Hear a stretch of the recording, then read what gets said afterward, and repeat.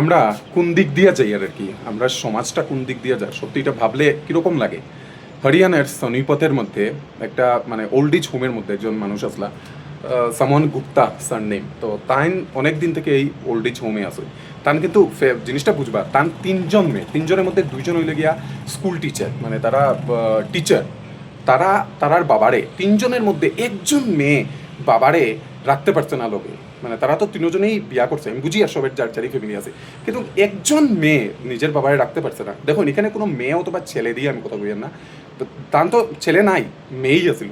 তো একজন মেয়ে এটা বাবারে নিয়ে রাখতে পারছে না যে আমি বাবারে রাখমু, অথবা একজন একজন করিয়া তিনজনে নেওয়া। দেখুন ফার্স্ট অফ অল এটা হইল কি একটা কনসার্ন যে মা বাবা কেনে ওল্ড এজ হোমে যেত, যে মা বাবায় বাচ্চারারে ছোটো থাকতে থাকে, মানে জন্মদাতা তারা ছোটো থাকতে থাকে আজকে তোমারে এই লায়ক বানাইছে যেটার লাগিয়া তুমি আজকে একটা টিচার, মানে তুমি চাকরি কররায়। আর ওই মা বাবারে, ওই মা বাবা যখন বুড়া হয়ে যায় তখন তুমি মানে তারা ওল্ড এজ হোমে ফেলাই দিলাই। আর একবার ভাবিয়া দেখুন ওই ওল্ড এজ হোম থেকে যারা ওল্ড এজ হোম চালায় তারা ওই মেয়েরারে জানাইছে, কিন্তু ইনফর্ম করছে যে তোমরা বাবার অবস্থা ভালো না, তোমরা আইয়া দেখিয়া যাইও। তারা উঠিয়া কইছে তারা আইতে পারতো না, তারা বিজি আছে।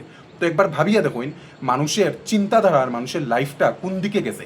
মা তার বাবার অসুখ, কিন্তু মেয়ে উঠিয়া কর যে আইতে পারতাম না, আমি আইতে পারতাম না, আমি বিজি আছি। তো একবার ইমাজিনটা করিয়া দেখুন। আর এন্ড অফ দ্য মুমেন্টে কী হয়েছে জানোই, যখন মানে মানুষটা পৃথিবীটা ছাড়িয়া গেল গিয়া, এই মানুষটার লাগিয়া মানুষ তার দুই তিনটা মেয়ের মধ্যে একটা মেয়ে ইভেন লাস্ট রাইটসের মধ্যে পর্যন্ত আইছে না, মানে যেটা আমরা কই অন্তিম সংস্কার, আমরা বাঙালিদের এটা কাষ্ট কই, কাষ্টর সময় পর্যন্ত আইছে না। সত্যি একবার মানে ইমাজিন করিয়া দেখুন লাইফটা কোন দিকে গেছে। ওই বাবাই কিন্তু ওই বাচ্চারারে পড়াইবার লাগিয়া বেটা কাপড়ের মানে ব্যবসায়ী আসলা, মহারাষ্ট্রের ওয়েল নোন একজন কাপড়ের ব্যবসায়ী আসলা তখনের সময়। আর আজকে একবার ভাবিয়া দেখুন ওই মানুষটা এই তিনটা বাচ্চারে পড়াইবার লাগিয়া কি না করছে না, বিজনেস করিয়া এই তিনটা বাচ্চারে এই লায়ক বানাইছে যে দুইজন আজকে স্কুল টিচার। হ্যাঁ, দুইজন স্কুল টিচার, কিন্তু তারা কি করলো বাবার লাস্ট রাইটসের মধ্যে পর্যন্ত আইছে না। মানে জীবনের ইয়েটা কিনা বুঝছই, আপনি বড় করবা বাচ্চারারে, কিন্তু ওই বাচ্চারা আপনারে যখন আপনি বৃদ্ধ হয়ে যাবা তখন আপনার ডাইপার বদলাইতে পারতো না, বুঝছেন? আপনার ডাইপার বদলাইতে পারতো না ওই বাচ্চায়। মানে এগুলার থেকেই তো এক্সাম, আমি কইয়ার না সব বাচ্চারা, বাট ওই সমাজটা এই দিকে গিয়া পৌঁছাইছে। আর আমার মধ্যে মধ্যে লজ্জা লাগে যে আমরা এই সমাজটা কোন কোন ইয়ার দিকে গিয়া পৌঁছাইছে আর কি।